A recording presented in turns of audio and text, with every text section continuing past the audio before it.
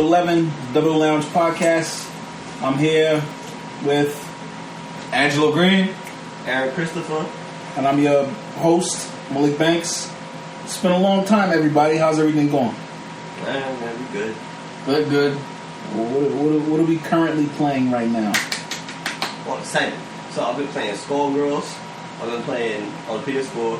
I tried to play Street Fighter Beta, but that was a fail. I also just finished the shit out of Arkham Knight. Got everything, guys. Riddler trophy, secret ending, all the outfits. It was fucking awesome.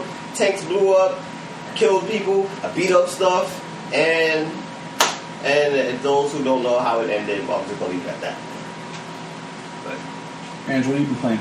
I'm playing a little Elder Scrolls Online, and that's pretty much it for now. Yeah, I saw you playing that Elder Scrolls like hard body. Yeah, I mean, I'm waiting for I'm an RPG guy, so I'm waiting for the Sky 5 to come out, Persona 5 to come out, things like that. Right now there's nothing really out. It's the summer. It's the dry summer. Yeah.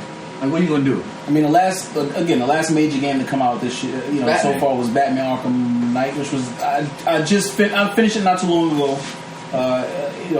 Audience, just in case you didn't know, it's been a couple of weeks since we've done the podcast. So I've been finished the game for some time now. It was pretty good. I liked it. It's open world, so it's in my wheelhouse of games. There's Batman, which that's like the greatest superhero of all time. It was a little grindy, a little tank mission heavy. Yeah. Batmobile mission heavy, but other than that, man, I can't complain. I'm probably gonna, play around in that universe for a little more and switching in and out between that and Grand Theft. Because they're always releasing new content. New content every other couple months on Grand Theft. But other than that, let's go back to E3. The hype is over. Now we can kind of sit and process exactly, what happened, during E3. Like let's since Xbox was first, and not to discount Nintendo, but honestly, Nintendo hasn't been relevant for some time now in the E3 realm. So the first thing that is a major win to me. Like if you really look back at it, it kind of won E3 for me. Xbox won backwards compatibility. I mean, that's a ridiculously big feature for this generation. I don't know how you guys feel about backwards compatibility, but honestly, I personally feel that there was no Xbox 360 games as of right now worth playing, so it's pointless. I don't agree. What am I going back to play? Exactly, that's what I'm saying.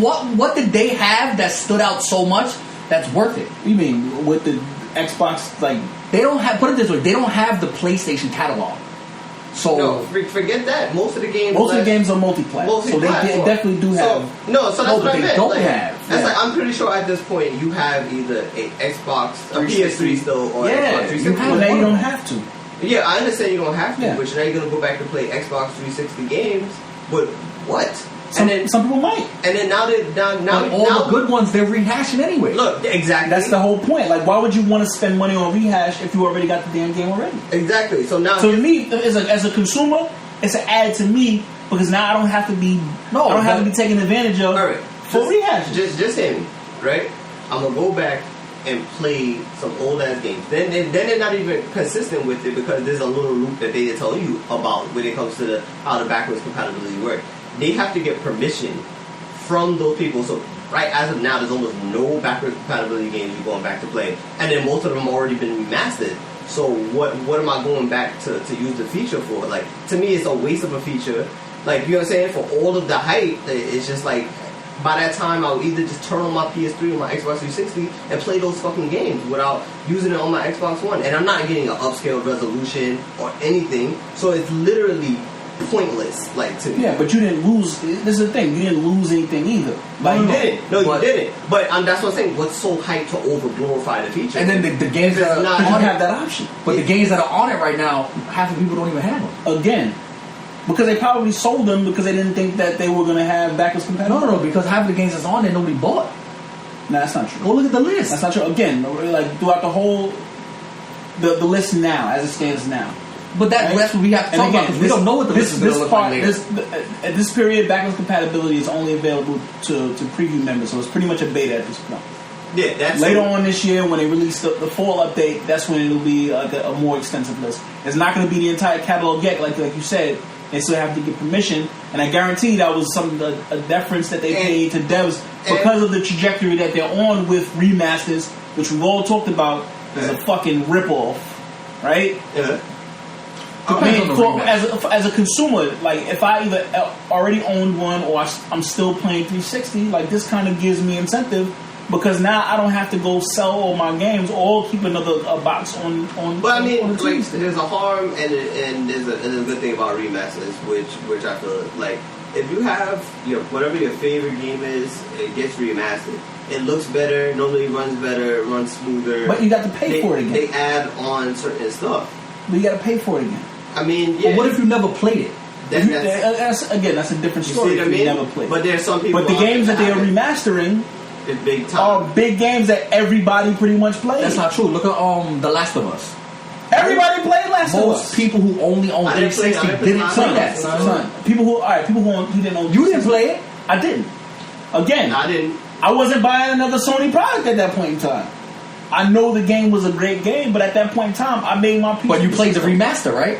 No, I didn't. Oh, you didn't play the remaster yet either. You should though. No, I'm not going to. Why should I?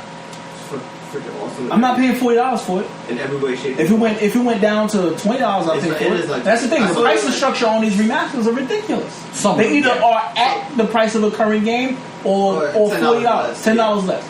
And to me, that's not worth it. Nah, that's especially if I currently own it. That's definitely a problem. Like the remasters are a problem to me. Like the new Gears.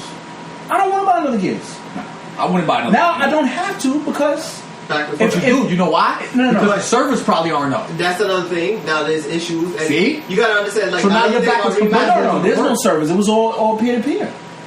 No. On Xbox. There's no dedicated servers on Xbox. There's still not dedicated, but there's still online servers. It's gotta be. He's talking matchmaking Xbox Live. Yeah, that's Xbox Live. He's talking about matchmaking servers on whatever Xbox Live game it was. He's talking about Xbox Live. Yeah, but how's that gonna work over Xbox Live? It's gonna work. Alright, so I guarantee not every game is gonna work. That's what I mean. That's what I'm trying to get into. Alright, so for example, Gears of War 1. And nobody's sitting really like that playing that on the Xbox 360 at this point. Right? The community has dwindled, has died. The good thing about a remaster is now it came back out, it looks phenomenal, it's amped back up, the engine runs better, it's on dedicated. It's a beautiful game. It's on dedicated servers, you know what I mean? Meaning that it's not as hosty and all the issues that people complain about before. So what it does is for everybody who currently has a new system, who's looking for that competitive experience that they once had, is getting it again over. You know what I'm saying? With a refreshed community. So now all the tryhards who are playing the game, who stop, now have a reason to get back on and play it, as long as casual people and those people now have the opportunity to have a refreshed experience of a good game. Yeah. So it's like it works and it doesn't work. Like, you know, like I said, I think the price point for some of the remasters is a little flaky. Like I think it should be like $39.99. I think it more depends on how long the game's been out though. It should depend on that. That's really what it should depend on. Because like The Last of Us got remastered within a year, I think. Yeah. So a $60 price tag is a fair price tag. Because the game's still relatively new. Yeah, in this ways. I mean, they knew they could charge that much for it because A, there was no games out on PlayStation 4 at the time, really. And B, half the people didn't play it. Yeah. You know what I'm saying? But something like this new Gears, I don't know how much it costs. I think they actually lowered the price because when they first announced it, it was $59.99. Yeah, they lowered the price. They had no choice though because everybody online barked. Yeah. Because you can buy that for like $5 now. Yeah, it was just Gears 1. It's not like you gave us. It's not like you gave everybody the bundle. Yeah. Which Master Chief Collection is what you call a remake. That's a only the second one was redone. All the other ones was the exact same. The second and the first one were remakes. The first one wasn't even either. It's the anniversary. It's the anniversary. So, yeah. but it wasn't a fresh one. You were getting 5. It's a remake of the original. But you were getting 5 games with refreshed service. 5 Then now. But they had intended on that from the jump. No, they didn't. They gave it to it because the game was so broken. No, it was probably supposed to be DLC. It was supposed to be DLC for that. But they gave it to people for free. Yeah. So you got 5. Even as DLC, it's $5. But even that game, the way it came out, shouldn't have been $60. But you got 5 games at $59.99. I think it was a good price point. And on one. And I think you could have probably went to GameStop and bought those 5 games for like $27. Nah, they still would have been trying to charge you. Nah, because Halo 1 is probably like $6. But listen, you're getting, again, like value wise, you're getting all games under one menu for one price. Yeah, but when they first came out, it was broken. So even under one menu, again, I'm not excusing how the game comes out. Like broken games are a problem for not just them; it's for everybody. Look at Batman on PC. Like that's inexcusable. They should have been giving refunds for that. But anyway, like in addition to backwards compatibility, to me, like in my opinion, that was a big deal.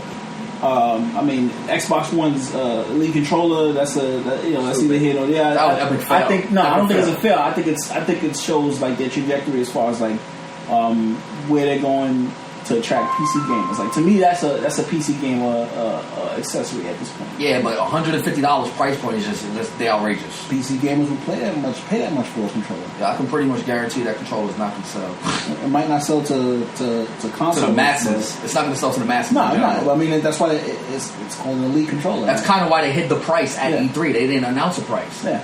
Until the after review. That's why they throw that Elite moniker on there, because they know, a certain individual is going to either want to have it, regardless of whether they're elite or not, or it's going to be the next PC controller that they're going to push. Nah, but all in all, though, you think Xbox One? Well, you say that now, but that day you wasn't saying that, so Xbox did not win E3, bro, just because of backwards compatibility. No, again, like I said, we're taking a look back at what happened, and then. Well, no, that was a win for them. Coming down off the hype train of everything that was announced and everything that was said. But what's still hype? Is the the most hype things out right now is Final Fantasy 7 and Shenmue. Exactly. And again, there was another game. And Horizon. That was probably the best game at E3. That was the best IP I've seen. Best new IP. Yes, hands down. Last Guardian was hype. Of course. This game, I don't know what this game is going to be when it comes out. Well, if you ever played Eco or Shadow of the Colossus, it's going to be pretty much the same. More of the, more of the same. Nothing revolutionary. But there was no games there that was revolutionary. I mean, Halo was more of the same, Gears more of the same. Like, everything is always more of the same when it's a sequel. I mean, even though we didn't see it at E3, less of the same was No Man's Sky. Oh, I actually watched IGN plays. Dreams was not. That's something new. Yeah, that's something new. And Horizon was something new. Because we still don't know what Horizon's about. Recore actually looks interesting now. Recore doesn't look anything because they didn't show us anything. I think they showed us just a CG trailer. Microsoft's go-to thing. Yeah. If the game is coming out in spring, you should have gameplay already. Yeah, true.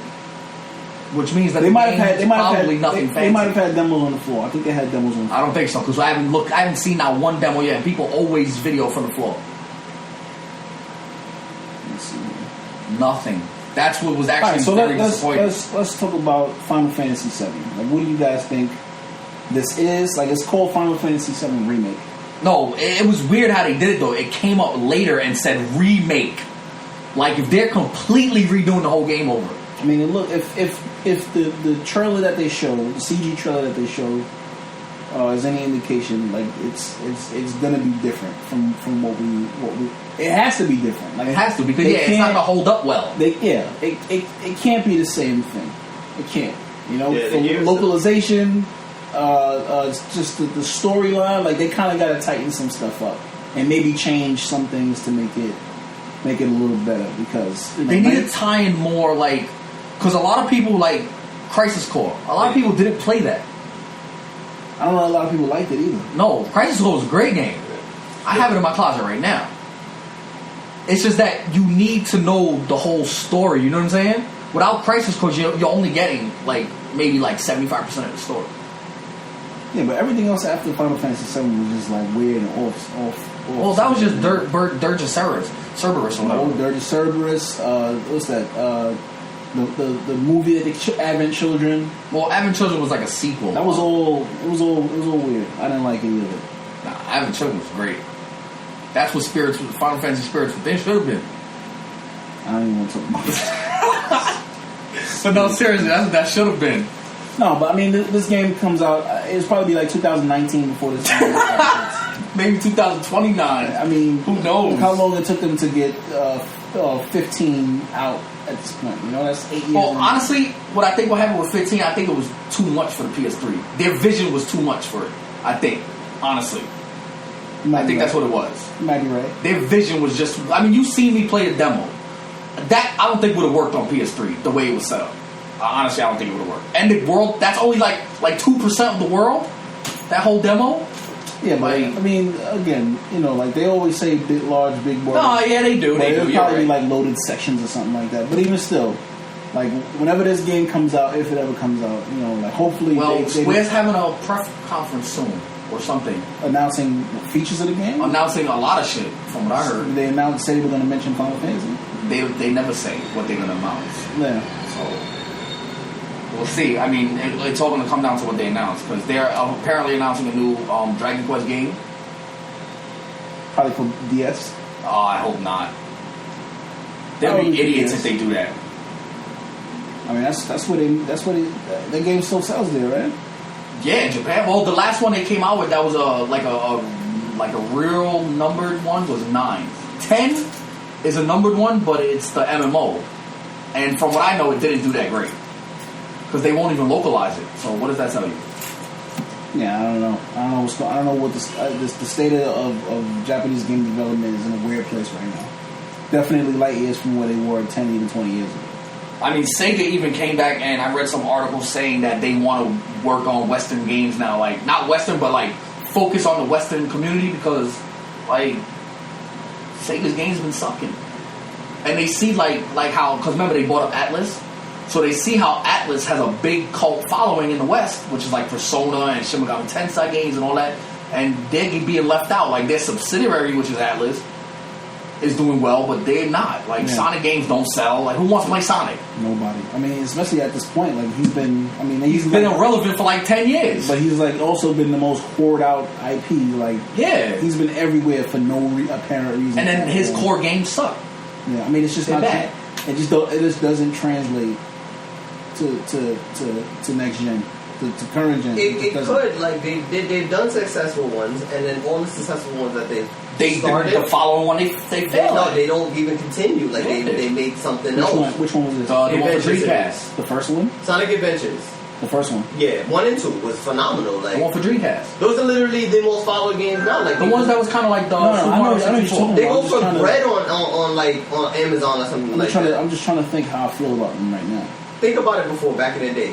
Like, when they tried to do a new thing. I mean, everybody. It was exciting because you had Dreamcast level graphics. You saw Sonic and Dreamcast level graphics, and it was a complete 3D world. And this is coming off of PlayStation N64. So I mean, it was ridiculous. Like, but was it a great game? Like, that's the question. He was fighting whales or some shit like that. No, he was running. That was background and scenery stuff. Like, yeah. But what's it called? Like, if you look at the game overall, going through the tracks, it was that retro Sonic game, but 3D evolved into a new world. Like, and it was just they stopped doing that with Sonic. They started setting the bar lower than what Sonic is. Yeah, I think they started to go cheap. I think that's what it was. Mario never takes a step down. You get what I'm saying? When they take steps sideways, they never go down though. Yeah, when another Mario game comes out, it's over the bar of the last one. You get what I'm saying? That's true. And Sonic stopped doing that. It stopped being like, okay, I'm Sonic, and I'm going to set the platform for new games. They just hit the spam button. They was just like, They actually started copying other games with like Link, for instance, right? Remember when Link could turn into a werewolf? Yeah. Sonic came out right after that and tried to turn Sonic into a were-hedgehog. Yeah. And the sad part about Sonic Unleashed is the mechanics and the actual racing was fine. Was great. It was just Sonic Generations was great. Sonic Generations was the last successful Sonic because they gave everybody all the old Sonics, all the new stuff, and you got to sample all the games into a new Sonic. You get what I'm saying? And it did great. Like, the numbers for that was phenomenal. Like, I seen hundreds of kids coming to GameStop when I was getting just buying them. You get what I'm saying? Yeah. But they stopped transitioning. So you think he would be? It would behoove them to take a page out of Nintendo's playbook and do like a rehash Sonic U. Like, yeah. Sonic Brothers U. It would do good. They just gotta take that. Sonic has the cast because there's multiple different. So it'd be a side-scrolling runner / puzzle solver. Why not? Why not? I mean, I don't know. At this point, I don't know. People like platform games, bro. True. Like look at this with game, for instance, right? Look at Mario Maker. I believe it's not out yet. Wait. September. Yes. Now, it comes out a month from now, like a month and a week, right? This fucking game is probably going to be the best Mario to ever come out, ever. Son, the let's play value alone. Yes. Is just people are going to be making money off just ad commercials off this game. It all depends on if Nintendo don't start suing people. Yeah. But they want their money up front. But if they want their game to be popular, they're gonna let this happen. No, they're not letting that shit. They'll send cease and desist to everybody on YouTube and Twitch all day, every day, and then refer you to their online content generation webpage. You sign up as a Nintendo registered content provider. Nah, but bottom line is, you saw this game. I saw it. It was dope. Like, and this is a guy who hates Nintendo. Yeah, so it looks great. The game looks dope. Like, it was definitely. They're basically giving you all the dev tools. Basically to create your own fucking Mario. Yeah, and then it's like you saw how like tense and challenging like the original Mario was. Try this like 100-fold. And how we all used to be, like we at our cousin's house, or our cousins over at our house, or our friends over at our house, and we're all trying to beat the same level. Like watching the Nintendo World Championships and this dude run through, because they didn't know what game they were going to play. They didn't know, but they had only a couple of lives. And it was ridiculous. And I'm excited to see what this game is about. And I'm not guaranteeing I'm buying it, but I'm heavy on the side that I'm probably gonna buy this damn game. And tell them this is coming from a guy who hates Nintendo. It's not that I hate Nintendo. I just don't like what they've become, and I don't like the fact that they take. To me, it feels like they're taking advantage of. They have a captive audience, which are people who want their games. And I don't think they respect. And then they're not games. delivering. Yeah, they're not delivering. I don't think they respect their audience. I think they respect their properties and what that means. Like, they definitely respect their brand, but I don't think they've done good fan service with they Mario and Mario, Zelda, Metroid. Like, where's all their main games? Like, the Wii U's been out for what, almost 4 years already, right? And 3 years. And I can tell you right now, they definitely haven't been doing good by their Pokemon people who really wanted Pokemon on the main home console, but that might be rectified with the next generation console. Who knows? Well, that might be rectified because of the new management coming in. Oh, they've been tying Pokemon down the handheld so bad it's getting irritating. Like, come on, they could at least gave us a freaking Pokemon Stadium 3. Like, come on. I don't know. See, I don't want that. Well, nobody wants it. I want, if you're gonna come out with X on handheld, you're gonna come out with Y on handheld. Give me Z for you. What's the problem? I don't know. I figured and make them all interchangeable. It's not hard. As long as people keep buying it, I don't think they're gonna pivot and not want if they were smart, they would do 365 goddamn Pokemon amiibos. But they're not intelligent. Don't sleep. They might just be doing that. So me and Bob already spoke about that. They'll probably release again. They're not gonna release them all one time. They're gonna come like 5 here, 5 there. They'll release them in phases. Because Amiibo took off. That's a smart thing. But now, why don't you have Amiibos as Pokemon, and then you can use those Pokemon, you just put it on your gamepad? It seems what about like this? Easy. It's a win! Yeah. How do you not see this as a win? But what about this? Who knows? You want your console to sell? Don't even charge people for Pokemon U. Package that shit. Yeah. You will sell millions and millions and millions of Wii U's. Yeah. You would probably blow out the competition. Yeah, you would. They would win the war. They would win the war easily. It'll be another Wii. It'll be another Wii all over again. Yeah. They just need to do it right. Like, you don't even need to come out with the NX.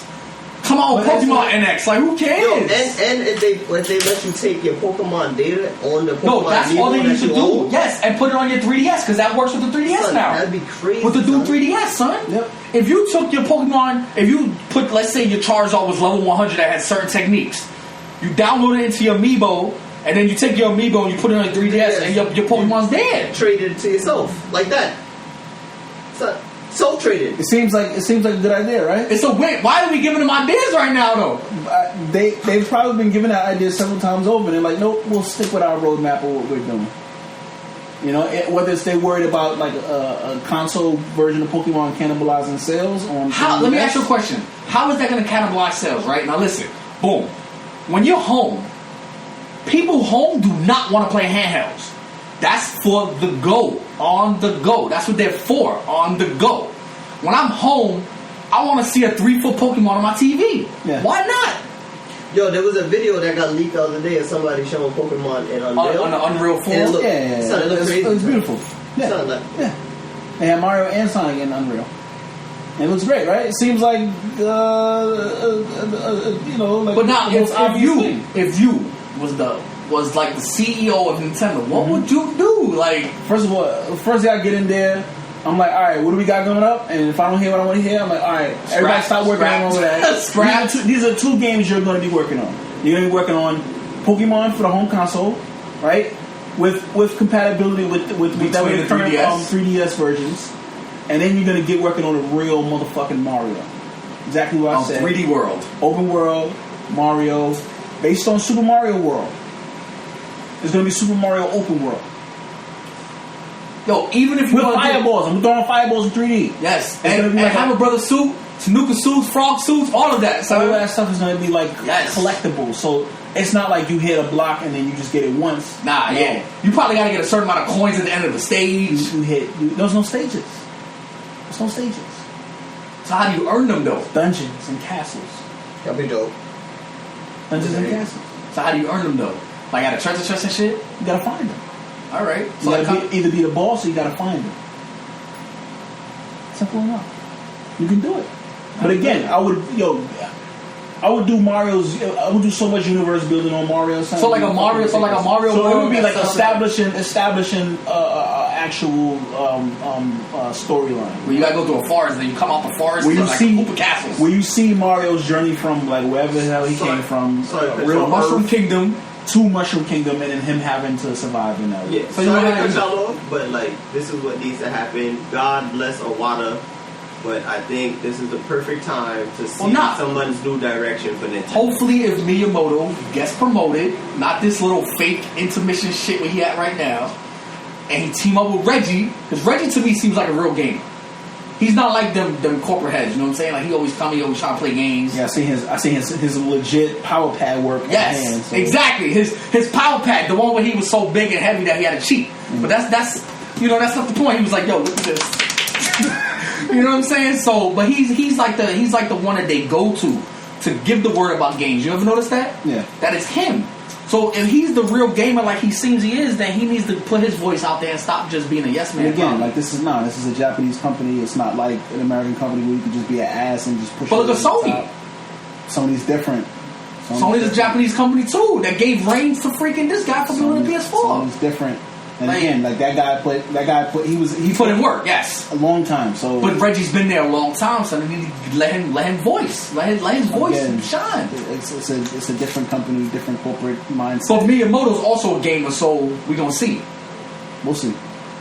Because the other Iwata, he was a gamer, back in the 80s. Not only a gamer, right? He was a programmer. Yes, and he put in work as well. Yes. But he lost his way. He didn't evolve with the times. Again, like we say this looking out from the outside and not as people who know what the internal processes of Nintendo are and what their focus True, is. Nintendo's overhead might be one like, yo, come out with a cheap console. It might be them. We don't know what their business focus is. Like a lot of the stuff we're saying seems like the obvious choice. This may be some stuff that's on their radar. Who knows? Like. Their philosophy might be, why fuck up a good thing? We're getting the money we're comfortable with. No, definitely. Doing what we're doing. Because they're definitely making money off Wii U for some reason. Well, I mean, this is what usually happens. Like they'll come out with one of their games and sell like 5 million copies. And the game was cheap to make. Right, whatever. Yeah. Like Mario Maker. You know damn well that game did not take much, son. Nope. All they did was recode everything from back in the day. Yeah. All they did was an editor. Yeah. And then put all the coding from whatever they had from back in the day, because that's all you're getting. Same assets. That's what I'm saying. The same assets, all the same code, basically, and they're just letting us develop, basically. Yeah. We're making our own game with all the pre-coding, with like all the visuals and everything. Force-fed it through the Wii U control pad. Yeah. But now how much does that game really cost to make? They probably spend more money on marketing than anything else. And now you know that game is going to be $60, and it's probably going to sell 5 million copies by the time it's done and over with. Yeah, I can easily sell. I can easily see 5 or 6 million copies. So they're gonna make buco bucks off that game. That's one of the Mario games people have been wanting. You know what I'm saying? It's not the 3D one, like a 3D World Mario, but it's something that now, if you want to play a Mario game, you just create your own. It definitely brings back nostalgia. You agree? I agree. You know, like it was definitely like I had a good feeling watching that. Yeah, the competition, right? That's something, I haven't had that feeling in a long time. I was sitting watching it with my son. Oh man, you want to watch? You want to watch something? He loved it. I loved it. It was you want to watch something dope, son? Let Aaron pull up that Smash Brothers battle. We was watching the other day, son. God. Evo? Wasn't Evo. No. It was this shit. It is bananas. These guys was going at it. All right, in Smash Brothers, after you get to like 100%, 150%, normally you get knocked out the stage. You get jabbies, yeah. These guys was at 400%, still duking it out. Both of them under the stage, like in midair, just duking it out. Back and forth. We was just like, yo. I gotta find it. I don't know. Aaron showed. I was like, yo, if this is how pros play Smash Brothers, there's no fighting game like this. No, like I knew about competitive, Smash. competitive Smash. I knew about Evo, but I didn't, I never paid any real attention to it. Watching Evo just this past I won 2 tournaments when I was 15 at Bulletproof. Yeah, in Smash. watching the level that these guys compete and how tense that shit is. All due respect to everybody that plays Evo, Smash competitively, because it's a hard game. That shit looks different than it looks different than when casuals play. It's technical as fuck. It looks different than when casuals play. It's mind blowing. When I tell you, when Aaron showed me this, my mind was just blown. I was like, and this is the one on Wii. Yeah. And it looks like a fight between 2 Dragon Ball Z characters on the show. Like, that's what it looked like. Yeah, so I was just like, guys were crazy. I'm not trying to find. Yeah, I was like this. Like, I wish these people could see what my face look like right now, because that's how, my mind was blown. I was just like, if this is how Smash really is, like, this is the go-to fighting game. Like, Nintendo has the IPs. The only thing they need to work on, their third-party relations, because that's what they don't have. All right. Going back to E3 for a minute. Just to okay, this is the video? Yeah, look at their percentage. All right, this is SSB Fox versus Falcon DBZ Full Fight, posted by Carl Mena. Looks like they sped it up. No, that's the fight. Alright, that's the fight. Just look at the time clock. That look wild, crazy, right? I don't know if this is the one that goes into sudden death. Oh, it's not the one that they do underground? I don't even know who did that. No, this isn't the one you showed me, but this is still the same. This is it. It wasn't too Fox and Clouds, though. Yeah, I noticed that Fox is like a popular character or something. Like, everybody uses him. Look, they're fighting under the stage, outside the stage. No, this isn't the one where they go to Sudden Death. Look, under the stage, bro. I was like, when I saw this, I was like, what? It's still going, bro. No, yeah, the one we watched went to. Oh no, this isn't the Sudden Death one. Yeah, look, they both at 300%. This is bananas. Under the stage, duking out in midair, edge guarding like crazy, reflecting, all that. They probably had to take a breather. Their thumbs probably hurt. Look, after 300%, the bombs start dropping. Look, they're knocking each other into the bombs just to not fall out the face. One guy's at 444%. This is like a Dragon Ball Z match on TV, son. Like, this is bananas. Look, they go back under the stage, son, for 500%. 540%. Almost 600% for Fox. 617 game. Oh. That's bananas. That's what I'm talking about. Like that, that game is a shit. Now you see, like when you look at that and then you look at Street Fighter, you're like, there's a lot of games like that. Hell? That's like evil tournament games that you wouldn't even believe, like Skullgirls. That people games just like made Skullgirls. like their own fighting game, like Smash Brothers. I got into Smash Brothers because at first I used to play it like everybody else. It's a party game. Let's just have Pokeballs and throw it at each other and shit. And this is my Smash Brothers story. So I went to school one day and we had this kid named Jonathan, right? I used to go hard for this game. And they used to be like, yo, Jonathan used to beat us 3-on-1. I'm like, yo, I don't believe that. Nobody can be that nice. And I'm young. I'm like 12. I'm like, nobody can be that nice fighting people in Smash 3-on-1. Like, oh, they're all on the same team. Because it's easy to get knocked out the stage. Asian kid? Nah, Jonathan is a dark-skinned Haitian boy. He looked block. Right? So I saw them playing, right? And I went over to Jonathan's house. They're all playing the game. And Jonathan's like just destroying them with Pikachu. But as I saw to, I was like, yo, what, guys, where's our items at? Like, you know, y'all play with items. What the hell is this? They're like, nah, use items? Like, yo, scrub. Like, who throws Pokeballs at people? Right? So I started playing more and more with them. And this kid, Jonathan, was really for the truth. Like, he was the truth with this Pikachu. Like, it was bad to the point where sometimes it was like hard to hit him. He was the law. Like he was just really fast, really dirty. Like he pre-calculated every attack he did. So he was Neo.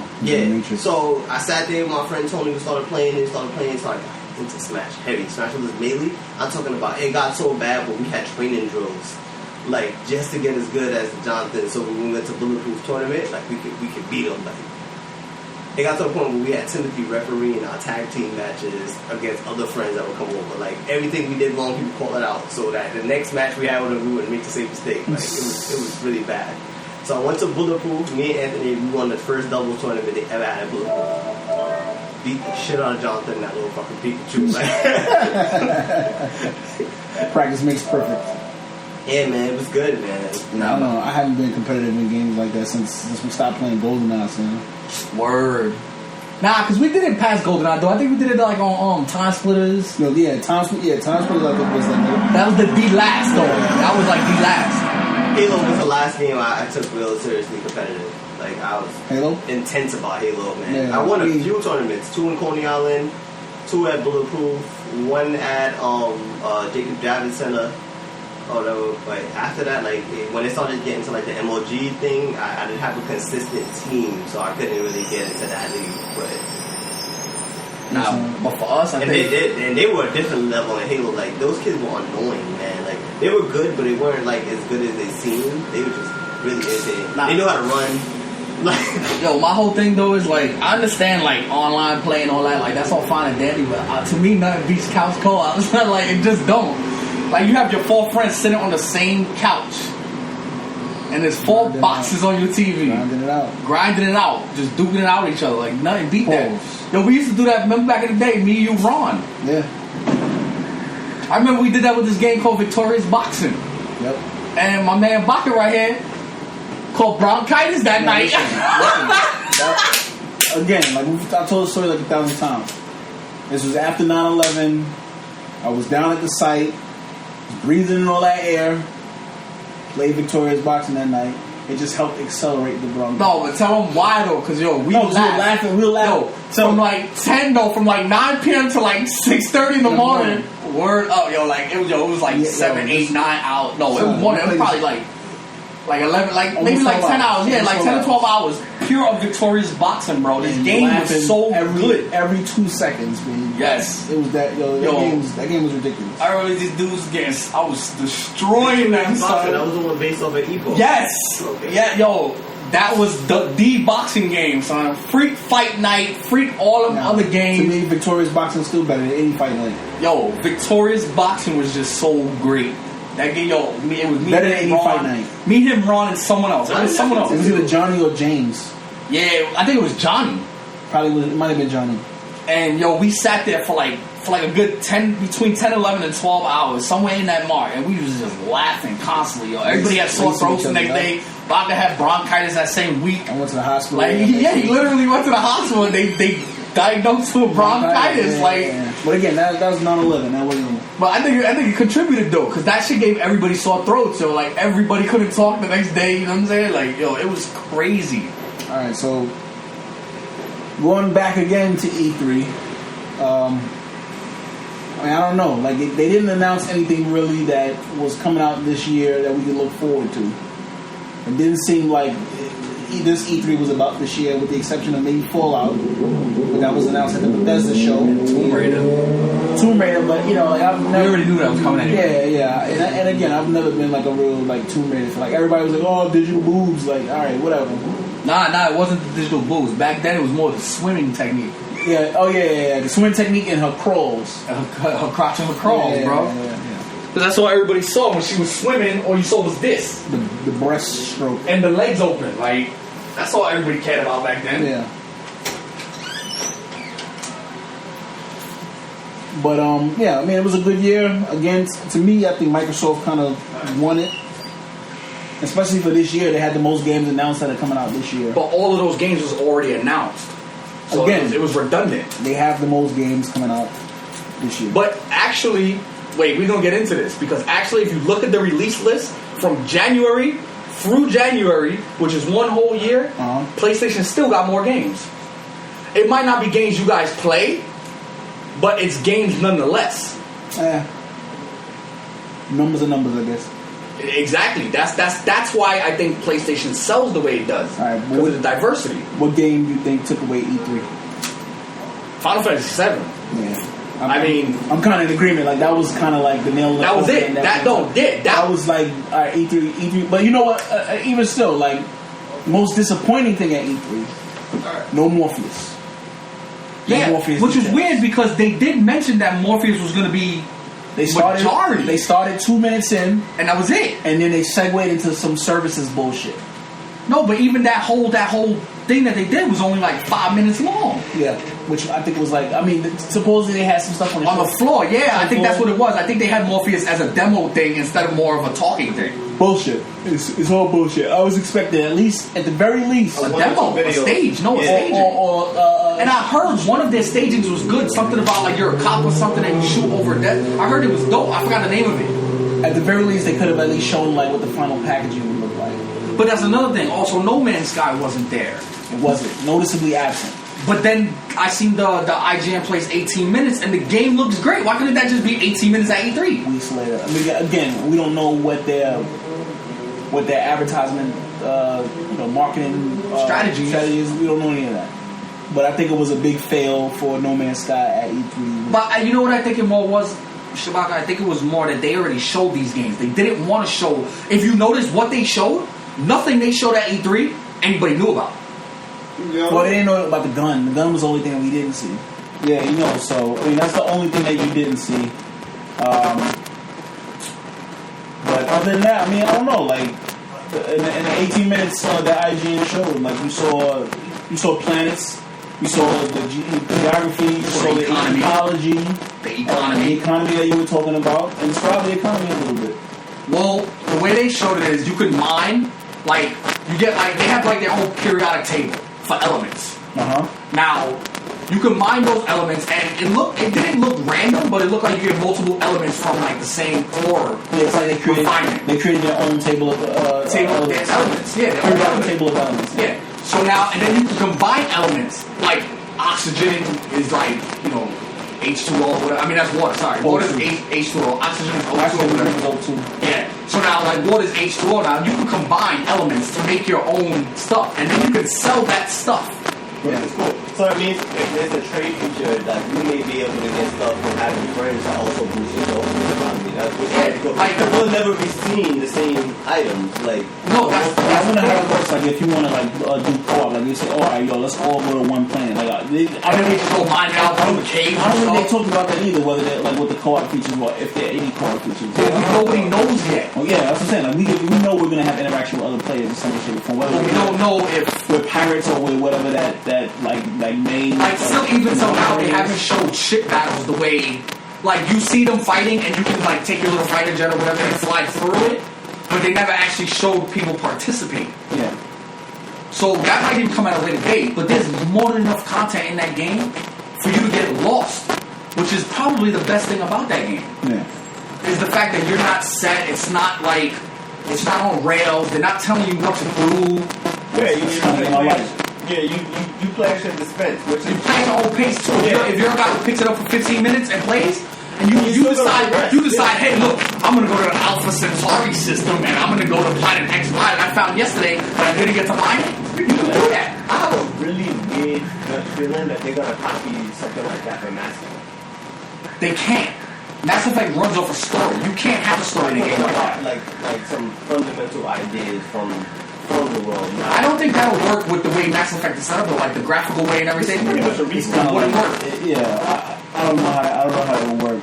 Mass Effect always had random players. You know why it works on Minecraft? Because of the way Minecraft looks. If Minecraft looked like Mass Effect, it wouldn't work. But it's like confined to like a menu. It's like still menu driven, so like you have to choose. It's a set amount of planets that you can. Yeah, exactly. Because those planets already have to be pre-built. Yeah. You know what I'm saying? And I don't know if they're gonna waste time doing like developing like a procedurally generated. Yeah. The reason why these planets is the way it is because like if you come visit a planet I found, it generated when I found it, so it's completely random. But when you find it, it's already set. If you come visit my planet's going to be set. It's how it was when I found it. That's cool. But it's not generated until I find it. Yeah. Which is the best thing about the game. Yeah. Which means you'll never see two of the same planets ever. No. They might have the same monsters or whatever, let's say. Variants of the same monster, but there'll be different backgrounds, different colors. It might be a whole swamp. The atmosphere might be all gas, but you might have the same monsters as a regular planet with oxygen or something like that. Yeah. So it's the complete randomness of what makes the game. And then from what I heard, the ships are all procedural generated. Yeah, when you go to the shops, the ships, the weapons, everything. It's gonna be nuts. This game comes out. I don't know what to say. Like I'm waiting for this thing to come out because I want to. Well, I think on consoles, this is going to put Minecraft on its ass. Do you think that it's eventually going to come to Xbox? No, but I don't think it is. And I don't think it's competing. It can't compete with Minecraft. On console, it can't. No, it can't. Not as a whole. It's not, I don't think it's a competitor with Minecraft. Like nothing about it speaks to me like it's correlated. It's its own thing. Like it's not like Minecraft at all. Like if you're comparing because like there's like a collectible system and you can craft like that's a lot of games have crafting systems, but it's not competing with Minecraft. It's something completely separate. But like you said, I can see them push this game back to coincide with the release of Morpheus, which is something I wish they would just. Do you guys think the graphics are going to stand up with the processing power of Morpheus? Yeah. Wow. Like, do you think it's gonna? I mean, that's the thing. Like, it's give and take. In those glasses, it's give and take. The same way that you see. Especially like if everything is pushed to a console, that kind of like it takes away from system power because again, it's a peripheral. A lot, just like it's not dedicated. It all depends on what your specs on your console are. And PC you can kind of upgrade. Console's kind of set. So these games, the games that are built for Morpheus, are going to be already set. We might not see 60 frames out the gate on everything. Yeah, I don't even want to see 60 frames to be. Honestly, everybody talks about 60 frames. You don't want 60 frames. You only need 60 frames in certain games. Yeah. In frame games, fighters, you need it. But if you ain't pushing 60 frames with two people on the screen, then there's something wrong with the devs, not the game. Yeah. But again, like this is gonna eat up system resources. Like you gotta put that in perspective. But I mean, do I think it'll look good on Morpheus? Absolutely. Because Morpheus, all it is going to be two TV screens that close to your eyes. That's all it is. Yeah. The game is not going to change. I know for sure that has to break down a certain level of the system's power. And there has to be some kind of go down somewhere to make up for that. Well, they said most of the games that come out from Morpheus are probably going to look a little better than PS3. You're not going to get a game like The Order in your glasses. No. You're not. No. You know what I'm saying? Not But not for very. Maybe towards the end of the gen, you might. Yeah. When they start learning how to like resource management a little better with the console memory, all that stuff. Yeah. But as of now, even if I can get PS3 game, if I can get a game like what was a good first person shooter I could say that's like maybe. Maybe like a Call of Duty, I guess. Like if you give me a Black Ops or a Modern Warfare 3 in my glasses on a PS4, like that's fine. Yeah, like if you're a stickler and you're talking about graphics, then go buy a fucking PC. Like go buy a $1,500 PC plus what you call it? Actually, should do so. I forgot. Yo, what's the one coming to Oculus Rift? Yeah, you can go spend $2,000 on a computer. Valve's Eve. Well, that's more if you want to watch it on your cell phone. But we're not gonna talk about that. Right, but no, if you want that, then you go buy a $2,000 PC. Me, I got $400 on it, so I'm gonna keep it on my PlayStation. Even that console is the master race. So it is because it's dedicated. All that PC master race bullshit. Get it out of here. Nah, that's fine. They can use it. The PC heads, they can talk all about that. Oh, mine's running 60 frames. I can get 1440. But you know what? You paid for that. Yeah. You didn't spend $400 on a PC. You probably spent $1,400 on a PC. Yeah, to get it to look that good. And you know what? They're still deving, like devs are still making it for the lowest common denominator. So all you're getting is up res and up frames per second. You're not getting a different game. It doesn't matter. Console is still, for me, the superior gaming platform. It is. Not to take away anything from PC gamers. When it comes to AAA and AA games. Stop hating. Console is the shit. Because without consoles, they wouldn't have Tomb Raiders. No, they wouldn't have Halos. They wouldn't have Gears. They wouldn't have none of that. They would still be playing Counter-Strike for God's sake. Most of all of the cinematic experiences that we've seen push gaming to levels where it came from console. You know? So, again, like I'm looking forward to both Morpheus and Sky and Oculus.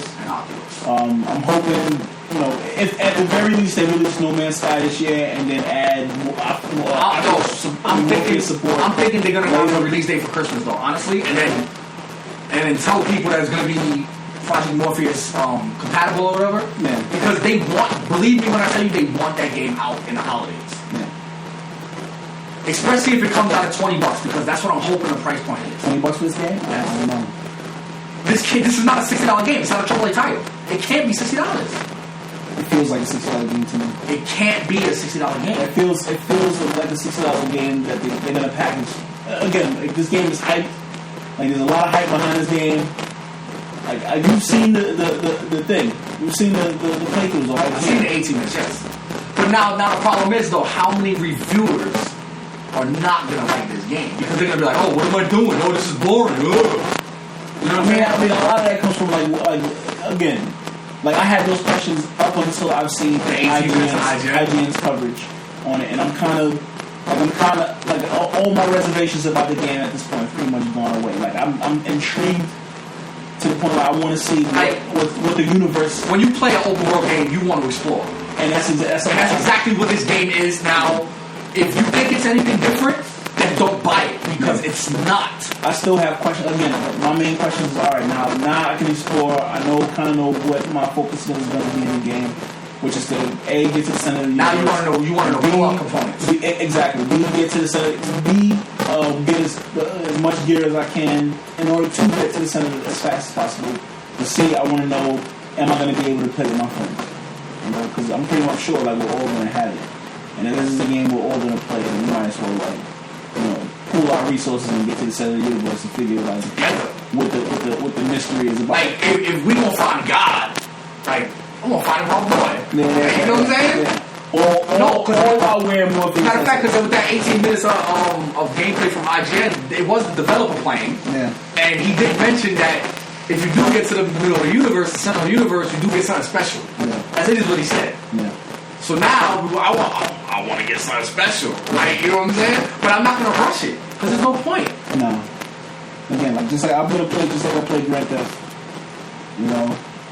If you feel like progressing to another planet, you go do it. Yeah. That's the good thing about it. Like if you find a planet, you're just intrigued. Like, yo, this planet is fucking dope. Like maybe I want to build some caves. Maybe I want to write my name in the fucking floor. You can do it. Yeah. You know what I'm saying? And then if you feel like leaving, you get in the freaking ship and you just bounce. My main focus is going to be getting like the fastest shit possible. So whatever's going to get in, and that's going to come down to crafting, and that's going to come down to mining. Whatever, faster engines and better weapons. Because that's what they said. They was like, if you never want to land and you never want to do any of this, you don't have to. But you're not going to get the money to buy all this stuff. Yeah. You know what I'm saying? You gotta find another different way of doing it. You gotta find a different way. Exactly. I think you said you can be a raider and like raid ships and stuff like that. But so I guess you wait. Yeah, you wait for the space battles to finish, and then you go and clean up, and go sell all the shit. Yeah, but that's gonna take time when you can just be on a planet doing your own thing and still wait for it. Like if you see a spaceship battle going, all right, I'm gonna get to the planet, go mine some blocks, go find some new species and name them like, yo, this is Angelo 101, this is Angelo 202, you know what I'm saying? And then you go back into space when the battle's done and you still raise those ships. Why not? You can just do it all. So, again, that was like my biggest disappointing moment in E3, that the game wasn't there, but at this point, having seen what I saw, again, I'm gonna buy this game. I can't wait to come out. I wish it would come out tomorrow, but I think everybody does, especially since the summer's dry. Summer is so dry. They like finishing coming off, off of Batman. Batman was cool, but I mean, it kind of felt like the game was kind of short. And you know why? I think the reason why is because they put a lot of time into tank missions, and those missions only last 20, 30, 40 seconds each. Yeah, I mean, the last mission I think had me playing like 60-something tanks or some shit like that. Like it's stupid. And I honestly that was the biggest complaint of the game. Yeah. Everybody wanted the Batmobile in the game, but they said they went and put too much Batmobile in the game. Yeah. I mean, it was to the point where it defied logic. Like if you really think about it, Batman was never in his car as much. Understanding that this is like a fictional character set in a fictional world with fictional villains, but the Riddler having this much access to city construction of like giant municipal projects and nobody knowing that the shit's going on down there, that's just weird to me. And Batman hallucinating Joker the whole game. Yeah, I mean that was kind of annoying a little bit. But they killed Joker also. I think they wanted to bring him back for the fans. Yeah. He spoke more than most characters in the whole damn game. He spoke more than Alfred. Alfred's Batman's boy. He spoke more than Batman. Like Batman's the main character. Like I don't even know what to say. He spoke more than the villain too. The main villain, which was Scarecrow. Like, and then we're getting into spoiler territory at this point. The Arkham Knight. I mean, that was a waste of a character. I mean, that was like the most predictable way to go about it. They should just did him the right one then. I think it should have been my theory, where it was actually like Barbara Gordon. No, it should have been my theory when I said it was Alfred. Nah. Yo, that would have made the perfect villain. He could have just been like, yo, this was just a training mission the whole time for Batman because he was slacking. Nah. I was crippled. Like, what's he gonna do? I definitely, it could have went in many different directions with that. Whether it was like, it was cybernetics aiding her, maybe Ra's al Ghul came back from the dead, put him down. They could have even made it Ra's al Ghul for that matter. Or Dahlia, or somebody. They could have, but no, Dahlia died. Dahlia died. So did the Joker, but he was still in it. He was in it as a hallucination. But we saw him. We definitely saw him die in the beginning. Like they could have even made it Dick Grayson. They just blew everybody's mind out the box. They could have, but he already came back as Nightwing. But he could have been playing both parts because you never saw Nightwing and the Arkham Knight until like the end of the game together. I definitely saw Barbara Gordon as a potential because she was taken out so early in the game. Like I was like, yo, she gotta be the Arkham Knight. Like she gotta be like faking. And then all they did was change the Red Hood to the Arkham Knight. Like, what is that? Yeah, that was stupid. Like, I don't know. That was definitely like. I enjoyed the game, but I just think certain elements of the story were just like, all right, come on, guys. Off-putting. Yeah, like, all right, whatever. It would have been funny if it was Alfred, bro. That would have been funny as hell. It would have been kind of sad. Or Gordon, for that matter. It could have been Commissioner Gordon. That would have been perfect, son. Commissioner Gordon as the villain. He's the head cop and he's the villain. Like, that should have been dope. Alright. So, instead of like doing what we were initially planning on doing, I think we just going to one big podcast. Yeah, that's what we should do instead of cutting it out. Alright, so in our absence, Comic-Con also happened. And being that we're talking about Batman, big Batman versus Superman trailer came out. San Diego Comic-Con 2015. I thought it made a significant impression on me because after the last DC movie come out, which was Green Lantern. No, the last one was Batman 3. Green Lantern came out right before that, I think. Alright, Batman 3, which, again, that was the end of the Nolan trilogy. But as far as like, no, Superman was the last one. Superman was the last one technically, but after Green Lantern, I didn't think they would be able to expand the universe any more than they already did. So we already knew that Batman versus Superman was coming because if you've ever seen the movie with Will Smith, remember that movie where he was battling the virus with vampires? I Am Legend. I Am Legend, yes. Yeah, they already. It was supposed to come out 2014. Yes, they already had showed. They were hinting at it, yeah. That movie was coming. Yeah. So it was like foreshadowing that we're making this movie. Just wait. Because what year was that? 2014, right? Or 2015-ish. It was supposed to, and I Am Legend, the poster had said 2014. All right, that's what I'm saying. Yeah. But when did the movie get revealed? 2014. Yeah, that's true. That's true. The logo was better, and it was. It was. This logo, I don't like. I don't think it was supposed to be Superman versus Batman in that movie, but now because of the way the universe is set up, that's what the way they're going with it. Yeah. Because they have to bring Batman into the Superman universe. There's no reason for Batman to be there unless Superman's an enemy. Yeah. Because what is he there for? That Superman can't handle on his own. You know what I'm saying? The only thing Superman can't handle is himself. Yeah. That's why Batman needs to be there. How Wonder Woman fits into the flip? Not me. It looks like they're following the Frank Miller story. What's the title of the movie? This is where it gets. Batman vs Superman. No, it's called Dawn of Justice. Dawn of Justice. Yeah. I mean, Dawn of Justice. It's definitely giving a nod to the upcoming Justice League film. Dawn of Justice League. This is the dawn of it. This is where they all come together. Yeah. I have a feeling there's a greater villain in this movie towards the end. It has to be. They come together. Dawn of Justice. There's a reason why that's the title of the movie. It's probably going to be Lex. Yes. We probably haven't seen. What's this guy's name? He played Mark Zuckerberg. I forget his name. Well, there's a reason why Lex has Zod's body. Yeah. Yeah, there's a reason. So is Zod going to be the villain? Is he going to resurrect him somehow? Using the kryptonite that they showed? He might make Bizarro. He might make Zod into Bizarro. Who knows? Who really knows at this point?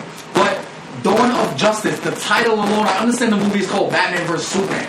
But the title is called it's telling you Dawn of Justice. It's telling you Justice League is coming. Yes. No, but they have to come together. My whole thing is that it's Dawn of Justice. At the end of the movie, somewhere in the movie, they have to all join forces for a greater good. And they already established the Flash, so I don't think he needs his own movie. Wait, they established the Flash in a television show? Yes. They didn't say any of that was in the time for the movie. No. Right? The same guy's not doing it, but they already established him in the universe in general. So, in the Flash TV show, did they make reference to the movies? I would have to think back to so many episodes. But put it this way, they make reference to Days of Tomorrow, I think, or Heroes of Tomorrow, whatever it's called. No, but if they're making see how Marvel, you see how Marvel's Agents of S.H.I.E.L.D. does it. They constantly make reference to the upcoming Marvel, the greater Marvel universe in those movies. Like if they're doing stuff like that, then I can kind of say all right, yeah, maybe maybe some superheroes, some villains don't need to be on the big screen, but they could kind of flesh those storylines out. So they tie in. Yeah, to a time. Well, that's what I think they're going to do, because there's no reason to do a crossover between Arrow, right, Flash, and then the Heroes of Tomorrow. Yeah. Which is going to be the Atom. And we already know that Atom is probably going to be in the Justice League movies. So now all three of those, Arrow, Flash, and the Atom are all tying in together in the TV series. Yeah. You know what I'm saying? They're not all going to get their own movie before Justice League. Yeah. And the Green Arrow is definitely a major player in Justice League. So is Flash. Yeah. So,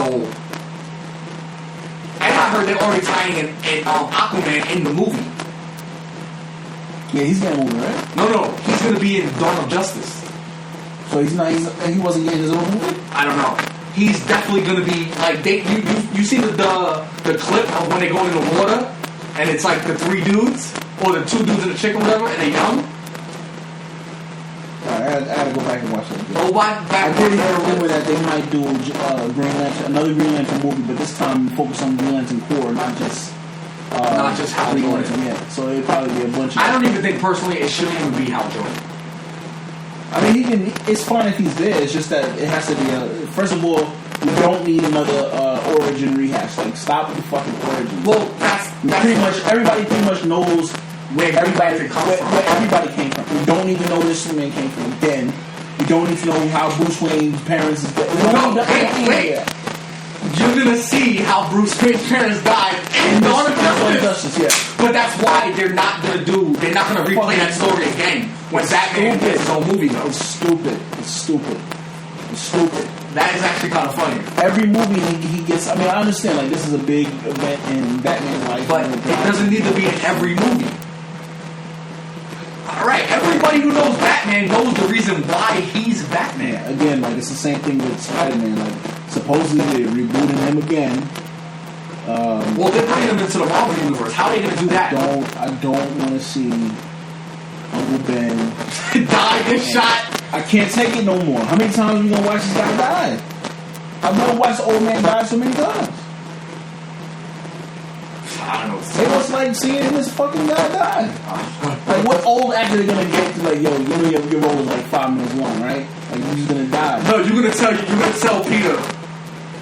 Great power comes great responsibility. That's the only line. He's gonna die. Somebody just jumps out of the bushes and shoots his ass as soon as he gets that line. Like, and then you're gonna die. And they're gonna be like, what? I don't want this damn part.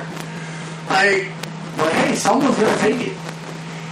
No, what are you gonna do? Like, it's unavoidable. But don't waste 20 minutes in the movie telling that part of the story. Build like no, they're gonna waste like 60 minutes building it up and showing how much of a nice guy he is, and then you're gonna have one argument, and then there's gonna be another 20 minutes of him learning how to use his powers. Then there's gonna be another 15 minutes of him making his costume. Like, I don't want to see all that.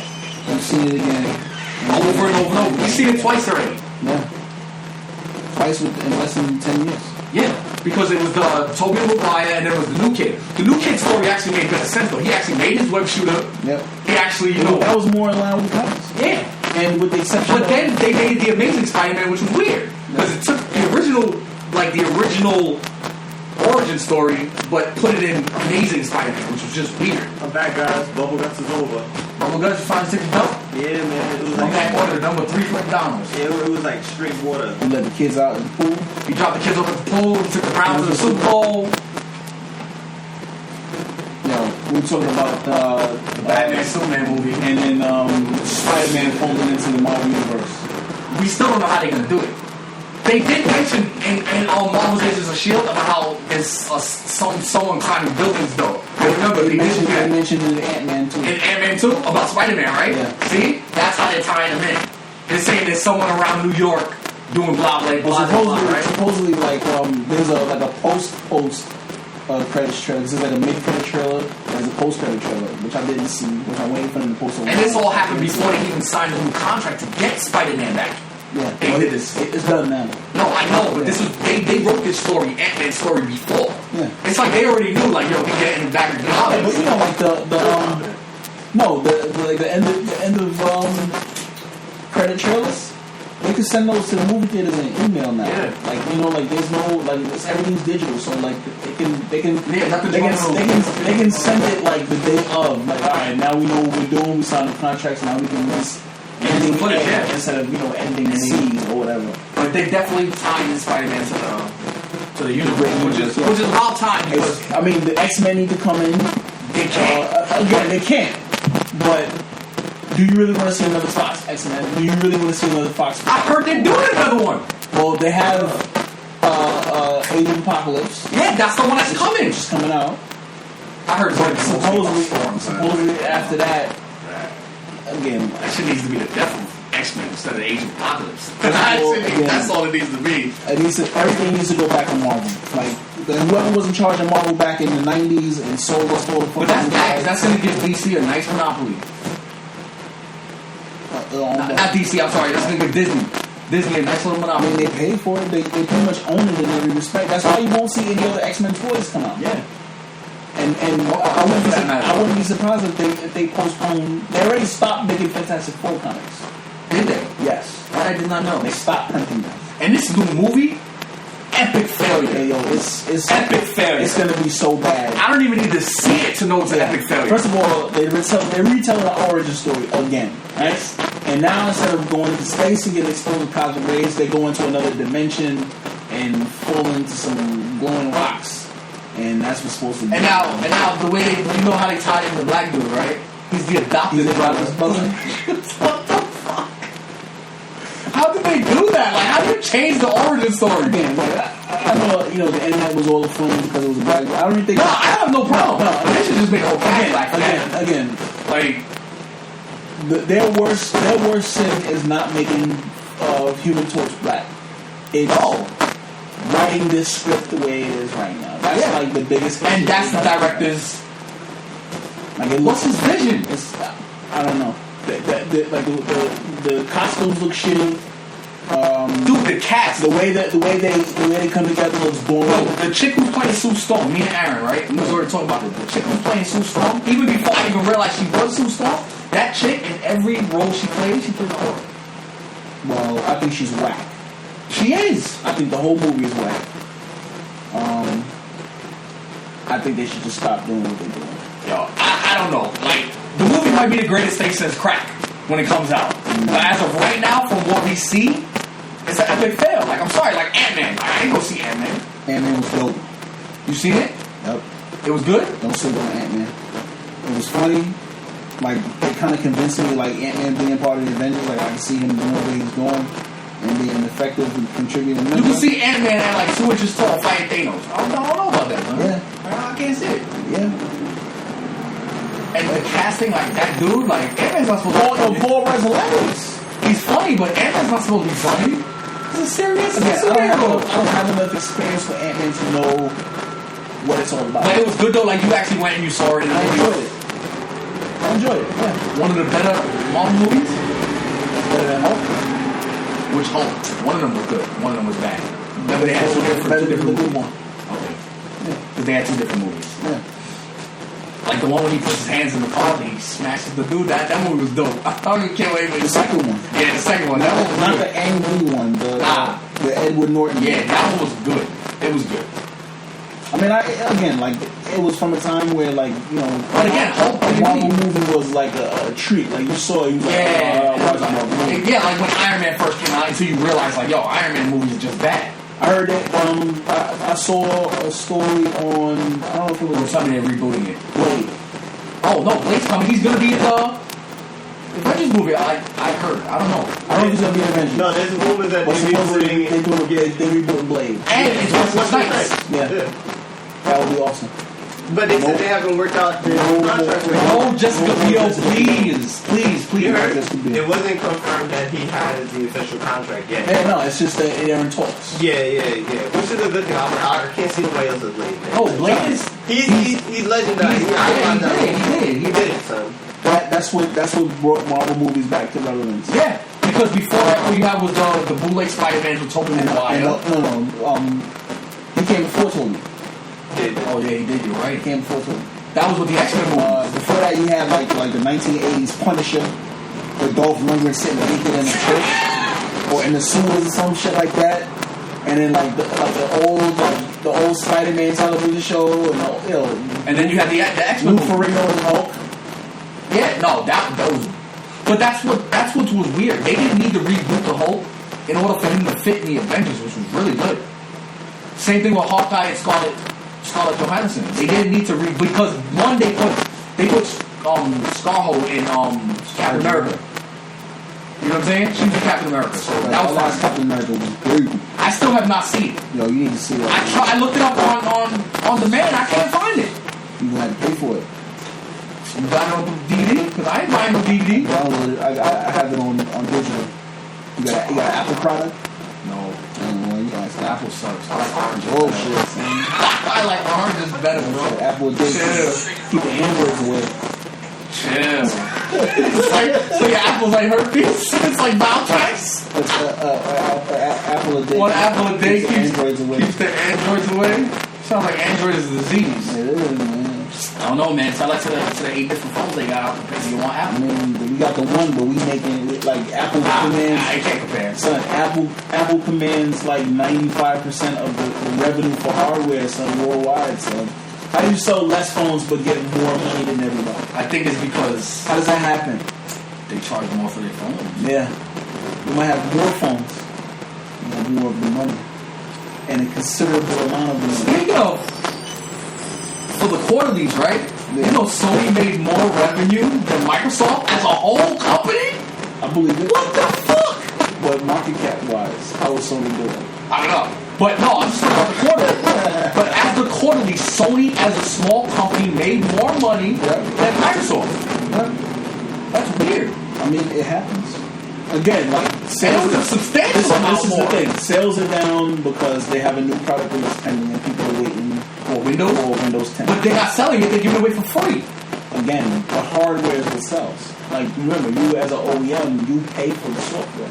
So if they're not selling it through to hardware manufacturers, then it's a big hit. Plus, the write-down from the Nokia division did not help them at all. Nah, it didn't. So they needed to get rid of that anyway because Nokia sucks. I mean, their cell phone game is not that strong. Like nobody goes, oh, I'm going to get that new Windows phone. Like that shit just does not happen. Because the lots of Windows phone. Like, and then it doesn't help that their Xbox division is not doing that great. I mean, it's not as doing as good. Their tablet division is not doing that great. I mean, again, like they're selling like a high-end. I think honestly they're too spread out. Tablet. They do. They need to focus a little bit. They're too spread out right now. And this is the same thing I said about Sony a long time ago. Sony was too spread out at that point too. They're still trying to compete in every market, and they don't need to be there. They don't need to be overcharging for their TVs. Even though they came down with the price a lot now, that's only because of competition. They need to come down a little more. But overcharging for their BIOS, which they got rid of. You know what I'm saying? They came out with an MP3 player, which is like this has to be at this point in time the most expensive MP3 player on the market, and it's out in some high res audio nonsense. Like, if anything, like it's already been proven. People pretty much don't really give a shit about audio quality like that, unless it has fucking static and noise in the background, and you can't really hear what you're listening to. People really just don't care. Like all they want to do is pay the 99 cents or pay for Spotify and listen to their music like that. Who in their right mind is spending $1,200 on an MP3 player? Actually, I think they bought Spotify. No. They got exclusive rights to it though? I mean, they're a record label. They own several record labels, so I imagine there's some kind of agreement with Spotify that they can stream. It's on their PS4 now. Yeah, but it's the only one that has the app. TVs to play with Spotify.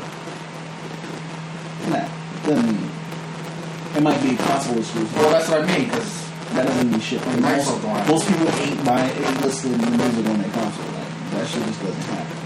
It's either Netflix, Hulu, or you playing the game. Very true. Crunchyroll. I might sit at home like, you know what? I really listen to the new Avril Lavigne album right now on PlayStation. Like, it's not happening. You know, like they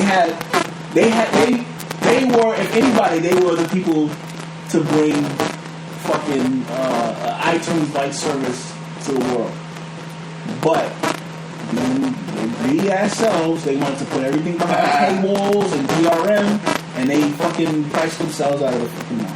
Yeah, I mean, I can see it now, son. DRM, like even on PCs and on cell phones and shit, like on certain apps, it's not gonna get nowhere. I mean, again, like if you're not doing what the customer wants, especially like this goes back to our greater argument about like downloadable content, being able to download games. Like right now, as a customer, downloading games has to be like the worst decision ever. It's for a customer. Like I still want to know why it's paying. Because of the retail side. If you know you can get as good or a better deal than going to your store, you probably download it. No, I understand that, right? But I'm talking about like this. Okay, now if you go to the store and buy a physical copy, you own it. Yep. If you download it, you technically don't.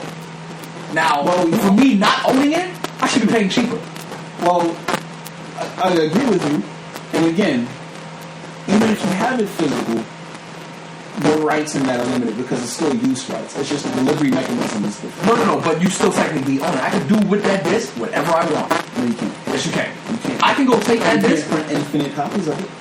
But I can go, because technically that's not your product. You didn't make it. Yeah, but I can go take that disc and sell it to GameStop. Yeah. But with a digital copy, I can't do that. But again, like it's just the controls are different.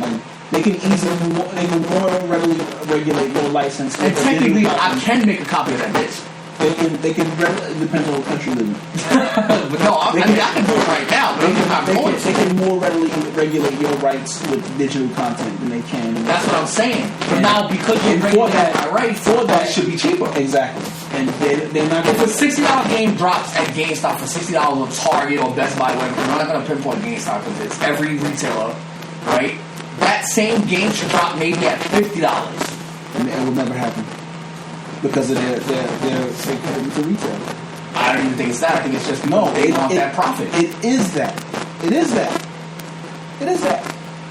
Explain to me why the same game can come out on Steam and can come out at such. So you telling me Steam don't have no commitment to retail? They don't, because it's not like the hardware is attached. You have your hardware already. You have it.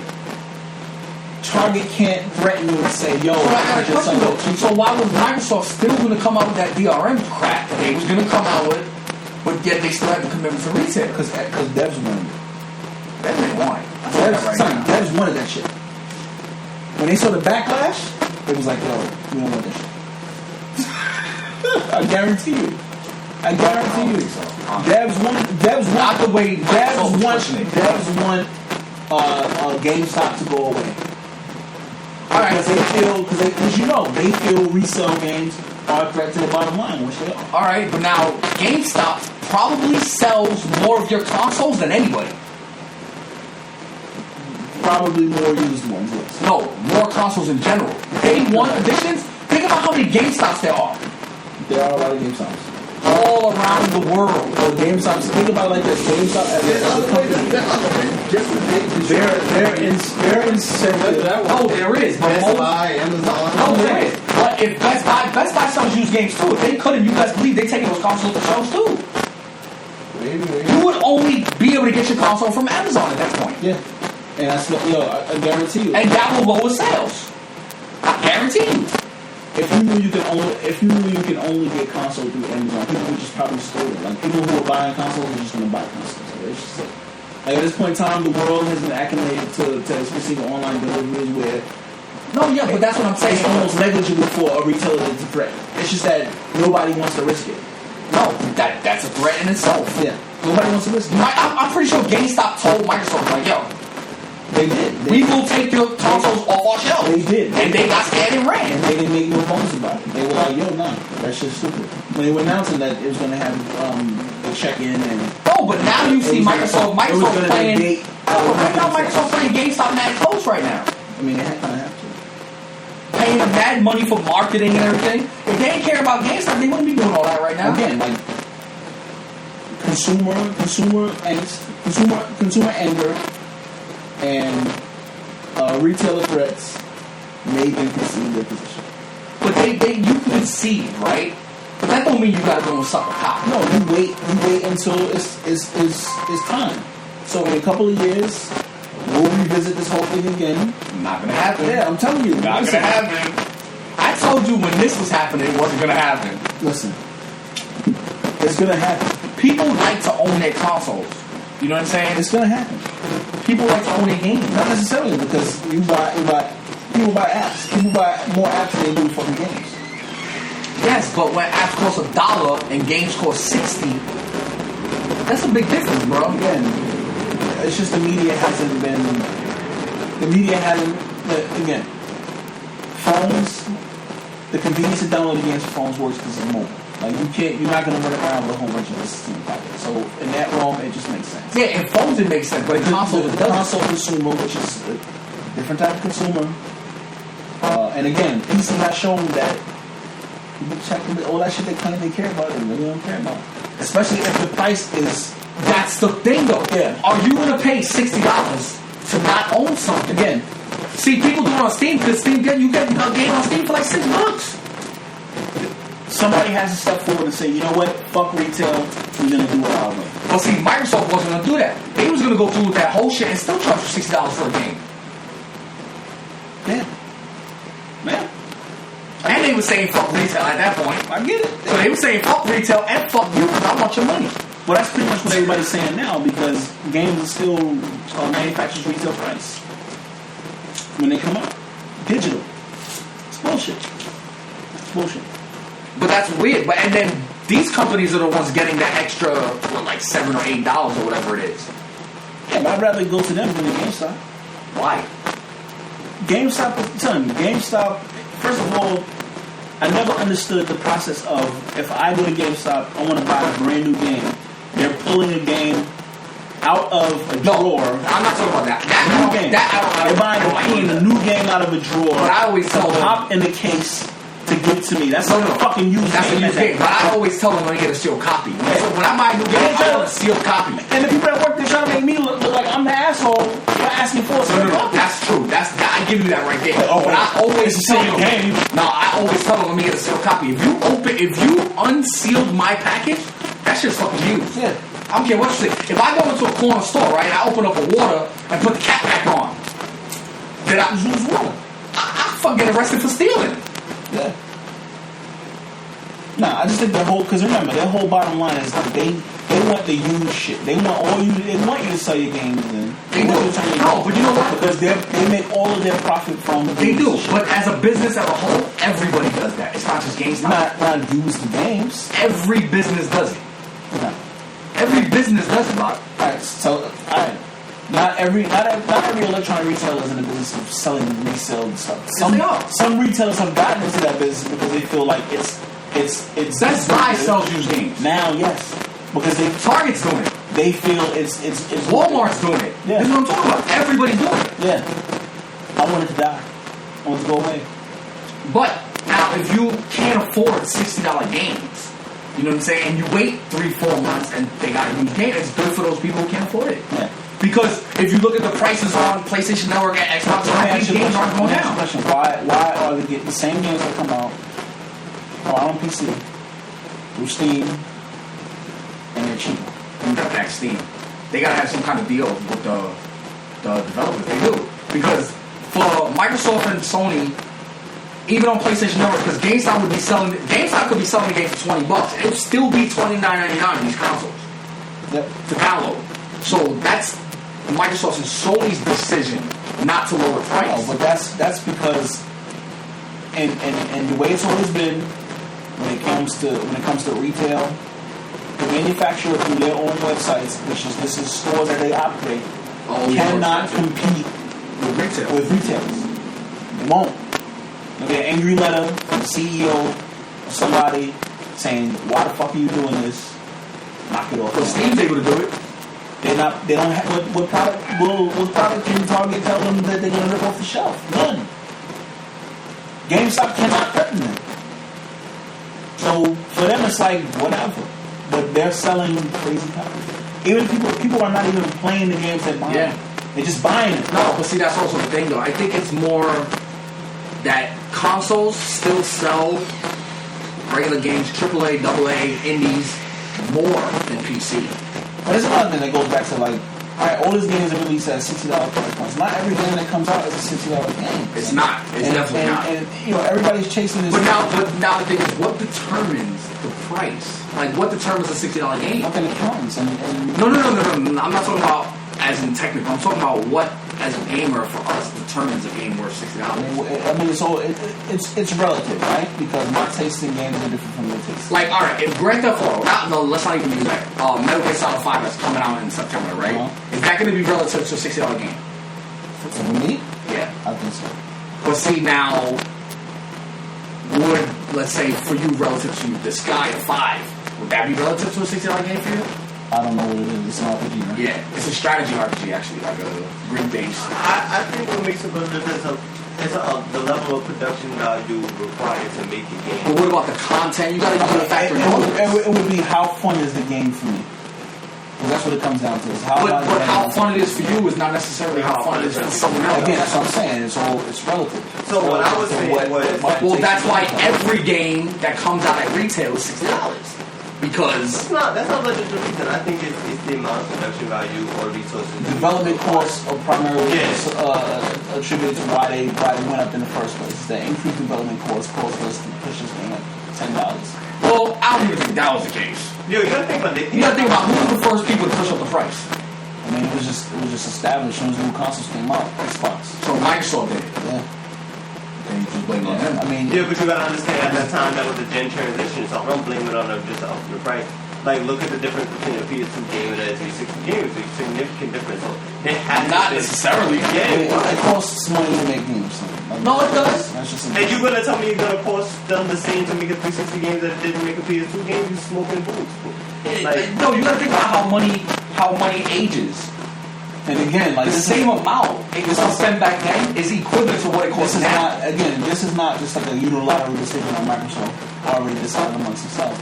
I guarantee this is from meeting with devs, meeting with certain publishers, and asking them like, what the landscape is, and seeing what's sustainable.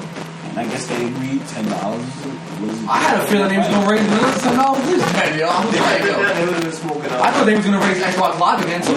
I would have stopped playing games. Like $79.99 for a game. I mean, they're effectively doing that now with all these microtransactions, and not giving people full games. Then charge you day one DLCs. That's not a choice. No, you get what I'm saying? Nah, it definitely is choice. But all right, for day one DLC, right? Batman's a perfect example. Batman's been out a month, right? Came out the end of June. It's the end of July. It's been out a month. You already got Batgirl DLC. But meaning that shit was already on the disc. But they've established that was what they were doing from the announcement of Batman, that they were going to have up to almost a year of DLC every month consecutively after the game's release. They said that. But, you know what I'm saying? It's not how you feel. But for it to be a month, that means that you was already developing this before. Exactly. Well, that should have just been on the disc. Why should have been the game? Well, they already said that they weren't doing it like that. You see what I'm saying? It wasn't like they coming out into a surprise. Like that's like Nintendo giving you 7 Mario levels but charging you for the 8th one.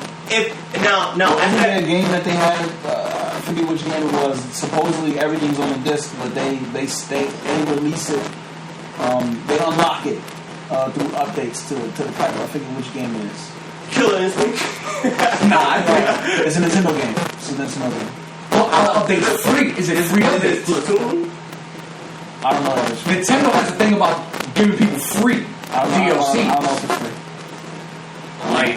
But to me, that's just stupid. Like, if you're gonna sell me a Mario game with 7 levels, and no damn well that Mario game got 8 levels. But okay, now what if the Mario game straight out came out and told you pretty much for arguing, hey guys, you get 7 levels, you buy the rest. It's up to you at that point to continue your purchase. But if that 8th level comes out the day after the game gets released, and that 8th level's on the disc, it doesn't matter. That means you sold that half the game. If it's on the disc, off the disc, in the gen, it's digital information. Even if it wasn't on the disc, you still getting it. It doesn't matter. But that's the thing. Like, it's like in the initial transaction, what actually did I buy? Exactly. Because you only bought half a game then. You didn't buy the full game. Legally, it's bullshit. Like, I think somebody like the FTC or somebody should review that practice in particular, because it's like. Again, like you said, the argument is like, if I buy a game, don't I not own it? As opposed to like if I bought something digital, do I not? Is it not already? Is it not on? Like once it's in my hard drive, once it's in my possession, it's mine. Like exactly. That's what I transacted for. Like for them to send like a 5 megabyte file to my hard drive to unlock something that's already on my disk and already on my hard drive, that's some kind of bullshit like that. It is. I agree. But this is not something that's going to change, guys. Again, it's not going to change. We're not saying it's going to change, but this is just bullshit. It's just grievances. Like this is grievances with the way things are currently run in the industry. Like I think DLC is a fucking problem. If the DLC comes out months later and you work on this DLC after your finished product, I mean that's fine. You can't even blame on the dev, son. I want to be at fault and admit to everybody for once that's gamers' fault, bro. We let it happen, son. We let it happen to us. I mean, yeah, it's like you understand, like Warner Brothers sold like they knew like they were gonna like because this game already sold like 2 million copies day one. Yeah, they knew, so that's why they was like, yo, $40. Yeah, before they even announced it, was like, yo, $40. $40 season pass, basically. Yo, I didn't do it. I'm not doing it. Like, you buy the DLCs that come out that you want. Yeah. For like after Destiny, I think that was it. Like I haven't bought DLC for anything. Destiny's a perfect fucking example of highway robbery. If it wasn't free, like thank God, Red Death hasn't charged me for not 1 red cent of DLC, even though I did buy the game twice. Well, technically, we already paid for DLC. I don't know about that. I paid the DLC. No, because the difference between Grand Theft Auto on the PS4 and Xbox One is significantly different than the last gen version. Yeah, PC's worse. Oh man, I hate these PC fucks. Yo, no, but again, enjoy that. But again, it's still the same game. Yes, it looks prettier. It's still the same game. A lot of they get a video editor, son. A lot of things change. But they gotta have it on the Yeah, PC already. You know how much we shouldn't really do with Bird Death PC? Did you see the one where they did the handheld? I had to. Remember, every podcast, bro. I don't care. No, but listen. They let it rip like Beyblade just... In general, though, PC players pay for the higher res and the higher frames per second. And they pay every single cent. Think about it, guys. It's the same game. It's the same war between PlayStation 4 It's just like one balloon. Yo, listen, it's the same war that's going on between PlayStation and Xbox One. Everybody's talking about, frames per second and... frames per second resolution don't matter. So why do PC players always talk about... Right? Why do PC players... right? It makes me air freshener, son. I'm trying to neutralize the threat. It's all blowing in my eyes, though, man. I got fart in my mouth. Losing my eyes. Yo, but look, bottom line is though, PC players, they pay for what they get. Like, I got a $400 PlayStation 4. And I got a, I don't know, how much did it cost like a couple years ago? $600 PC. He can play most games. But the newer games, it's not going to play. At least not at no 1440 or 4K. You know what I'm saying? You got to put your money to that. Minimal stats. Yeah. So now, for a minimum, like for something minimum that's going to play like Oculus Rift, you need a $1,500 PC. So have fun. Don't spend your money if you got it like that. But don't think you're an elite just because you could afford it. Because you're not. Because while you're playing Oculus with those lame-ass indie games, I'm playing dedicated hardware. Alright, guys, let's switch gears a little bit. Let's talk about Nintendo. Well, we got to Iwata. Somebody you know, apparently he had like a viral duct cancer or something from him. And I guess that's why he missed a couple of appearances. Yeah, he told everybody he was fired. He was going good. I mean, I guess he got a good prognosis, but maybe things turn. You know, sometimes these things. But just out of the blue. I mean, it's never out of the blue. I mean, I'm pretty sure his close friends and family knew something was going on with him. You know, but we lost more gaming's moogles. Iwata's son, Satoru Iwata. I don't remember. I forgot his first name. I'm American, bro. Alright. Pronouncing Japanese is just like... I will say this on that note, that he was a pioneer. Yeah, he definitely was. In the industry. Wario, bro. All I can say. Like, he developed he pretty much raised me for the most part. Like that. He raised all of us, I think. Yeah, man. You know, it's terrible to lose him. Like, Satoru Iwata. shoot. No moment of silence on that. I mean, I wish him and his family the best regards, and I hope to see his work continue through the current generations. That's all I can say on that. Somebody better pick up his work. I mean, his contributions to Nintendo, especially during the Wii and the Wii U, and definitely the DS launch. No, definitely DS. DS and Wii was his two successors. Yeah. I mean, those are pretty big products. And when it comes to handhelds and home consoles, the only thing that sold more than the Wii was the PS2. Yeah. And the only thing that sold over the DS was nothing. But again, so I mean, DS is a big deal. The Wii, I mean, it sold a lot, but I don't think it was as big a deal as the DS. Nah, it wasn't. DS sold like 150 million or something. It sold games behind it too. The Wii. No, the DS. The DS. Yeah, the DS got I think it's got the most software out, period. The Wii sold Wii Sports. And Mario Karts. And Smash. All the main Nintendo IPs sold really well on the Wii. Yeah. Regardless. Third parties, not so much. Yeah. But he worked on games Blue Fight, Nintendo Open Tournament Golf, Earthbound, Kirby games. I'm just reading off of the start of Kirby. Off of Iwata's wiki page. Looking at where Nintendo is right now with the Wii U, where do you see Nintendo going from here? I honestly think that. Honestly, not like what we wish. I honestly see by I think NX is going to be heavy. I don't think it's going to be I don't think it's going to be any kind of product that we think it's going to be. I don't think anybody is ready for what they're about to do. That's me being honest. Well, the thing that they I have have a feeling that it's going to be just as hefty as our current gen consoles. Yes, no, that's the good thing about them coming out late is the fact that with the Wii U they came out early. They didn't know what the current gen was going to be. Nobody did. You know what I'm saying? But now that they're coming out 2 years later or 3 years, I don't know, depending on when they decide to launch this thing, it's coming out mid-gen. So they could even make it beefier. If they felt like it. They could. Because parts are cheaper now.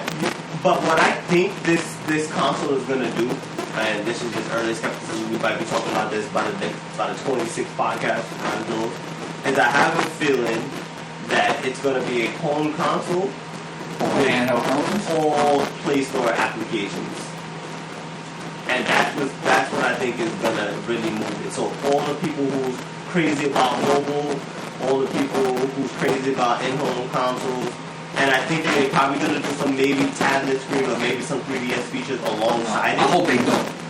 No tablet screen, because that's gonna raise the price of the console. That's what they don't. We going into semantics, whatever. But like, I have a feeling that if not, maybe not using your tablet, something with your 3DS coincided. But I have a feeling that this is gonna play everything on your phone.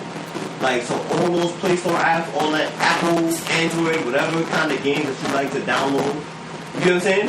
Like, I don't know if Nintendo has the infrastructure ready for that, though.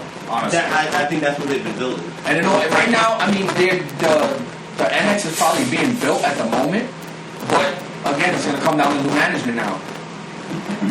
So we got to see who really takes over and see their vision of Nintendo's future. But I don't think Nintendo's going anywhere. I still feel like I feel like at the end of the gaming Civil War, Nintendo's still going to be there. They're going to be the ones standing. They are, honestly. It is what it is. Like, Nintendo? Yeah. Nintendo's not going anywhere. They got billions of dollars. And I'm biased. I don't really care for them that much. But that's just me. I like being almost all Nintendo IPs. Their IPs I like. They're too full of themselves to go third party, which I think they would make a lot more money. I mean, you know, they would actually kill them money. No, it wouldn't.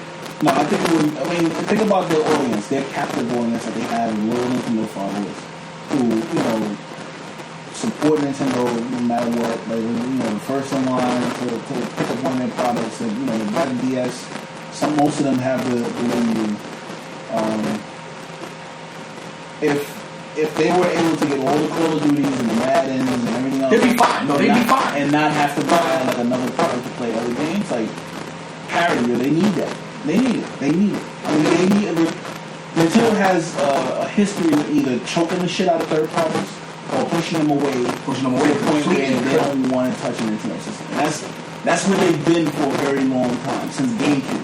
Yeah, that's where it fell off. And I'm sorry, they can't be the only ones to support their system in the long run. It's not sustainable. It's impossible for them. But that's why I said if they would stop being so full of themselves and they would go third party, think about it. They make all their money right now off of their software, right?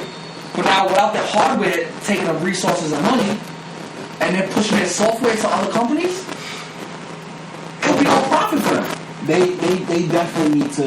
I'm not telling them to get rid of their handheld, because they single-handedly they own the handheld market. But if they got rid of their own home console and sold their Marios and their Zeldas and their not Pokemon but their other games onto, like, let's say PlayStation, they make so much more money. Yeah, they need to, like. You know what's actually a better idea? Making certain spin-off titles borrowed with Nintendo licenses onto platforms. Because remember, Nintendo also wouldn't be paying Sony to put their game on Sony. Sony would be paying Nintendo to have their game on Sony. So they'd be making double the money. Nah, I don't think it would work like that. No. Marketing. It would. You got software, you want to put it on somebody else's platform? You got to pay for that. No, but they'll be paying for the marketing. Son, if you were Sony, you wouldn't want a console exclusive Mario game? Of course you would. You would be paying for it. No.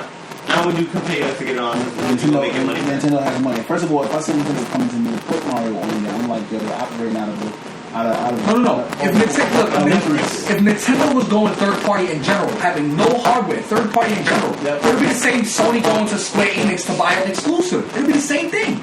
They would be going to Nintendo to buy an exclusive. This is a developer platform or a relationship. So, in that scenario, publisher has to pay some money to the platform. But the publisher's making the most of the chunk, regardless. Yeah. But they still have to pay money. Because if it's not the other way around. If Sony wants a now if there was a bidding war between the two, that's what's exactly going to happen. Think about all Nintendo IP. If they went third party, I guarantee they would go Sony's direction. In general, it would be just like Sega. Sega didn't only go Sony. No, they went everywhere. Exactly. They went everywhere. They begrudgingly went everywhere. I guarantee you Nintendo was the last person to pull up. Guaranteed.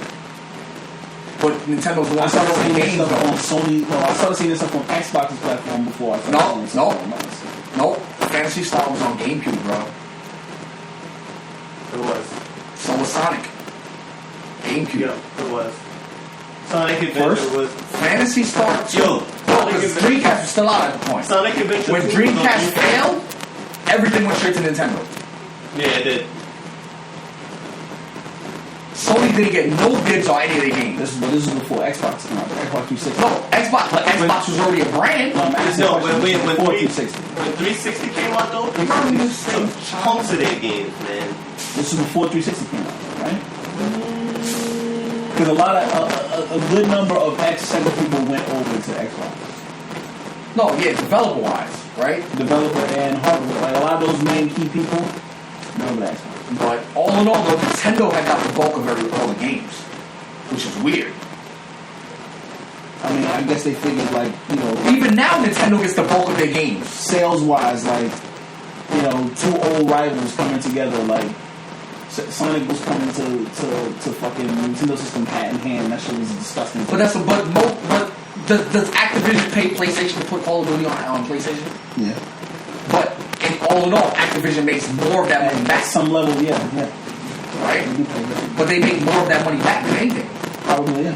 Because if, like, the console exclusive, like, for DLC and shit like that, Sony gotta pay them for that. For exclusive stuff, yes. That's what I'm saying. So Sony would pay... But Sony would pay Nintendo for, like, a Mario exclusivity, so it doesn't show up on Xbox. You know what I'm saying? And Nintendo would be making double for it. You know what I'm saying? I don't know about double, but... Think about it. I don't know. Like, the prospect of Nintendo not making their own shit is just... It's weird. It is. No, it is. But think about it. Nintendo makes all their money on software, because their hardware makes hardly nothing. I mean, you don't... That's the business. You don't make money. That's what I'm saying. But now imagine... you got to look at the user base. Imagine a Mario game came out to 24 million users instead of just 10 million. I mean, it would scare. It would scare. But I don't know. They should do it. They should. At least for this last one, make parity. Last go. They need to make parity and make amends with all the third parties they screwed over. They definitely need to do that. They need to. But that's hard. That's a lot of work. They need to reassess. Sony did it. But Sony never screwed over third parties. Oh yeah, they did. Nah. Oh yeah, they did. They said, "Here, here's this impossible to develop." No, but Nintendo will work hard. But Nintendo was like, "Yo, you make it for my console or you not?" Like, it's totally different. It's like, you know what I'm saying? You know how Nintendo used to strong on people. But now it's just like, you're not making it for my console. Okay. Well, no, now they don't want to. Now they don't want to make for their console. You know what I'm saying? Most people don't want to make for their console. They need to go with hat in hand to all of the levels. They need to get on their knees. Listen, what happened in the past is the past. We got something real good. We want you to get in on it. It's like zero effort to put your shit over because we have a parody console. Shit. But no, I don't want Nintendo to come out with parity now. If they're going to come out 3 years later, I want a beefier system. I mean, they could tweak it. I want to know. These got 8 gigabytes of RAM. I want 10. 16. Well, 16, whatever. These got like medium graphics cards. I want a relative. Again, but they don't want to price it. They don't want to price it out of the range. By this time, the pieces are cheaper. I think their strength would be to release a $299 console.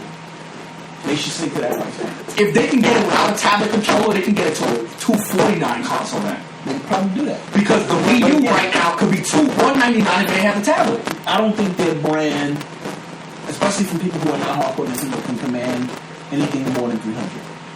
Probably not. No, probably not. It would be like a death sentence. Please, NX, have a fucking hard drive. 32 gigabytes is like the size of my nuts. Yeah, you got that. Are you serious? I do, son. 32 gigabytes. You know what I'm saying? That's how many bytes it takes to get to the center of the Tootsie Roll Pop.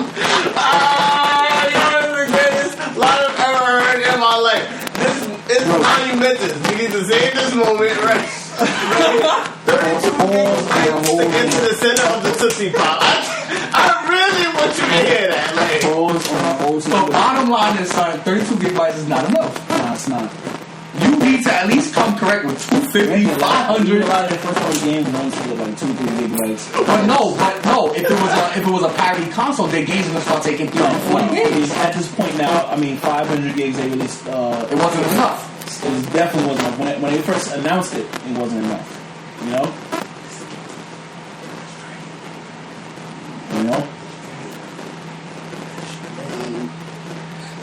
Alright, so anyway, any last words on Nintendo? Because I think we're about time. We're gonna wrap up. Yeah, we're about to watch The Strain. Yeah, by the way, guys, we're gonna start talking about shows. Screw Malik Banks things. If you take over this podcast, if you don't like it, I'll slap real shit out of him.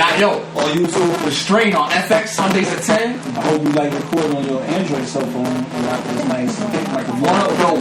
One of the greatest shows on TV, is The Strain. I need to watch it. I watched the first season. Oh, you did? A couple episodes of the first season, yeah. You liked it? Yeah, it's good. Watch the rest, son. The Strain season 2 started. Yeah, I know. Alright, guys. Strain is the Ninja Dan Styles at Twitter. Prophet NYC, I guess. I'm wrong. Every time, man. 11 episodes, you can't get it right. And I'm at Taste to the Unknown. I'm at Hansel Ford on Twitter. Shout me out.